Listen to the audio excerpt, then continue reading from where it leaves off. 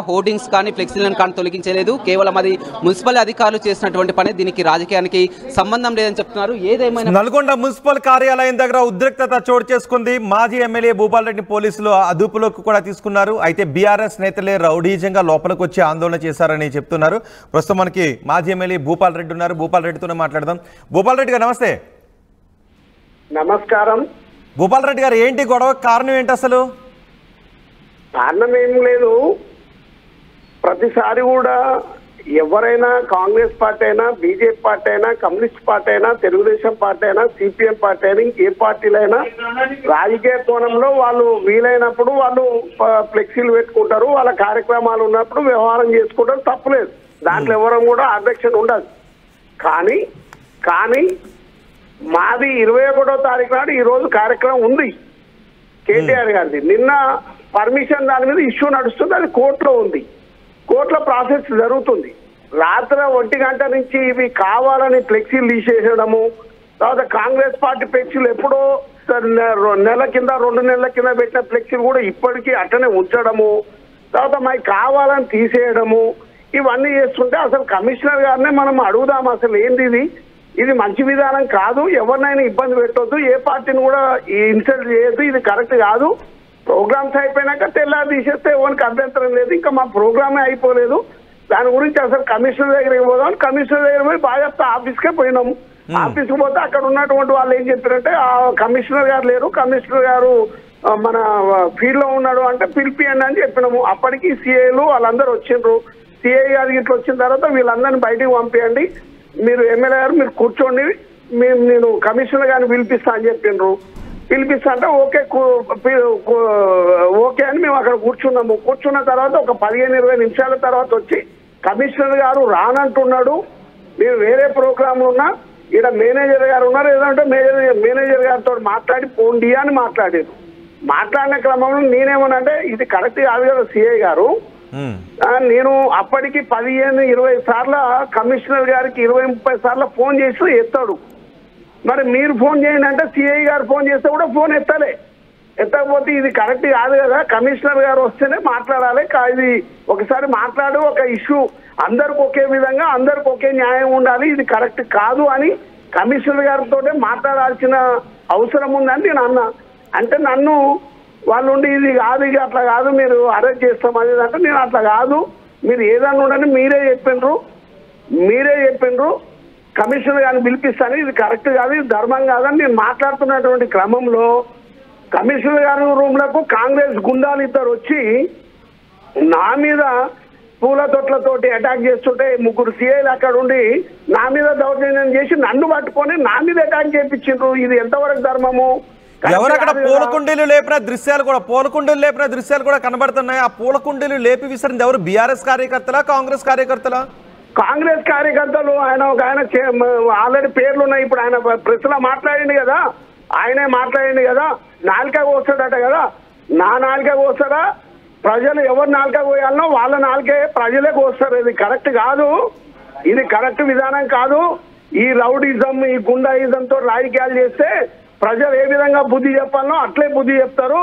మేము కూడా ఏం భయపడి లేము, దేనికైనా సిద్ధంగా ఉన్నాం ప్రజాస్వామ్యంలో. కానీ కాంగ్రెస్ కాంగ్రెస్ నేతలు అంటున్నారు కమిషనర్ లోపల లేరు అని చెప్పినప్పటికీ మీరే దౌర్జన్యంగా లోపలికి వచ్చి అల్లరి సృష్టించే ప్రయత్నం చేశారు. ముందుగా అక్కడ కుర్చీలు లేపి గొడవ దిగింది మీరే అని కాంగ్రెస్ నేతలు అంటున్నారు. ఆడ గొడవ కాలేదు, అసలు ఇష్యూనే కాలే.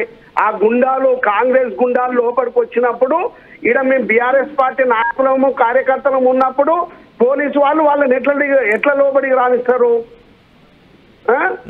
అదే విధంగా ఆడ కూడా మన సిఐ గారు రాఘవరావు గారు కమిషనర్ గారిని పిలిపిస్తా అని నన్ను కూర్చోబెట్టిండ్రు. వాళ్ళే కమిషనర్ గారితో మాట్లాడాలనుకున్నాము.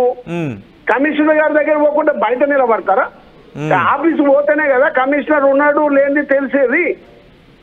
తెలుసుకొని ఆడికి పోయిన తర్వాత లేదన్న తర్వాత అప్పటికే సిఐ గారు ఎస్ఐ గారు వస్తే వాళ్ళతో మాట్లాడి వాళ్ళని పిలిపియండి మాట్లాడదామంటే పిలిపిస్తామన్నారు. ఆ సంఘటన జరుగుతుంది.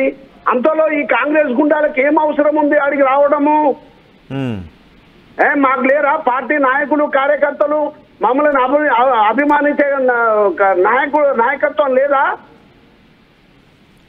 అంటే భూపాల్ రెడ్డి గారు అసలు అక్కడ ఫ్లెక్సీల విషయంలో గొడవ జరిగింది అంటే కాంగ్రెస్ మీ ప్రశ్నలే మాట్లాడుతున్నారు కదా, నాలుక కోస్తాం అని ఇండ్ల మీదకి వచ్చి నాలుక కోస్తాడు ఆయన. ఇదేనా ప్రజాస్వామ్యంలో? నేను అంటున్నా, ఒక ఎమ్మెల్యే, మాజీ ఎమ్మెల్యేగా నా మీద ముగ్గురు సిఐలు అక్కడ ఉండి ఆ ఇద్దరు గుండాలతోటి నా మీద పూల కుండీలతోటి దాడి చేసినందుకు వెంటనే వాళ్ళని అరెస్ట్ చేయకపోతే నేను ఇదే నాంపల్లి పోలీస్ స్టేషన్ లో ఇక్కడే నేను నిరాహార దీక్ష కూర్చుంటా. ఇప్పుడు మీరు నాంపల్లి పోలీస్ స్టేషన్ దగ్గర ఉన్నారా? నేను అవసరమైతే నేను డీజీపీ కంప్లైంట్ చేస్తాను, కలెక్టర్ కంప్లైంట్ చేస్తాను, జస్టిస్ కంప్లైంట్ చేస్తాను, అవసరమైతే కోర్టుకు పోతాను.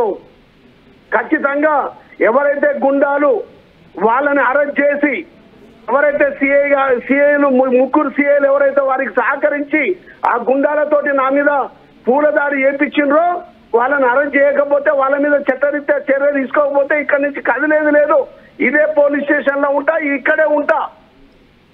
ఇప్పుడు మీరు నాంపల్లి పోలీస్ స్టేషన్ దగ్గర ఉన్నారా? గుండా రాజకీయం కోమరెడ్డి వంకరెడ్డికే రాదు, ఇది కరెక్ట్ కాదు. నల్గొండలో ఫ్లెక్సీలు పెట్టుకుంటే ఓర్వలేనితనం, ఫ్లెక్సీలు పెట్టుకుంటే బ్యానర్లు కట్టుకుంటే ఓర్వలేనోడు ప్రజలకు ఏం చేయగలుగుతాడు? ఇది ఒకసారి ఆలోచన చేయాల్సినటువంటి అవసరం ఉంది. ఇప్పుడు మీరు నాంపల్లి పోలీస్ స్టేషన్ దగ్గర ఉన్నారా? నాంపల్లి పోలీస్ స్టేషన్ లోనే ఉన్నాం. ఇది కరెక్ట్ విధానం కాదు. నోటికి ఎంత వస్తే అంత మాట్లాడితే మీరే ఉన్నారు కదా, అది ప్రజలకు చూపియండి. ఇండ్ల మీదకి వచ్చి నాలుక కోస్తా అంటున్నాడు కదా ఆయన. ప్రజలే కోస్తారు, ఎవరిని ఎట్లా పోయాలో అట్లే కోస్తారు. రైట్ భూపాల్ రెడ్డి గారు, విధానం కాదు. ఓకే, ఇట్లాంటివి అసభ్యతమైనటువంటి మాటలు మాట్లాడితే ఏ విధంగా బుద్ధి చెప్పాలో ఆ విధంగానే బుద్ధి చెప్తాం. రైట్ భూపాల్ రెడ్డి గారు, నల్గొండ మున్సిపల్ ఆఫీస్ దగ్గర బీఆర్ఎస్ కాంగ్రెస్ నేతలకు గొడవ చోటు చేసుకుంది. ఒకరికొకరు పూల కుండీలు విసురుకున్నారు, కుర్చీలు విసురుకున్నారు, అక్కడ ఉన్న ఫర్నిచర్ని ధ్వంసం చేశారు. అయితే మా ప్రోగ్రాంకి ఫ్లెక్సీలు కట్టుకోవడానికి అనుమతినివ్వలేదు, కానీ కాంగ్రెస్ పాత ఫ్లెక్సీలు మాత్రం అక్కడ నుంచి తొలగించకుండా అలాగే ఉంచేశారు.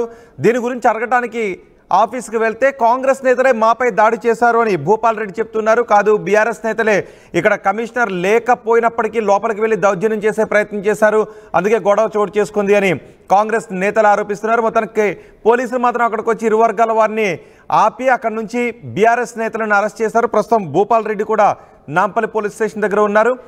ఒకవేళ కాంగ్రెస్ నేతలే మాపై దాడి చేశారు, ఒకవేళ వాళ్ళపై చర్యలు తీసుకోకపోతే, వాళ్ళని అరెస్ట్ చేయకపోతే నేను నాంపల్లి పోలీస్ స్టేషన్ దగ్గరే నిరాహార దీక్ష చేస్తాను అని భూపాల్ రెడ్డి అంటున్నారు.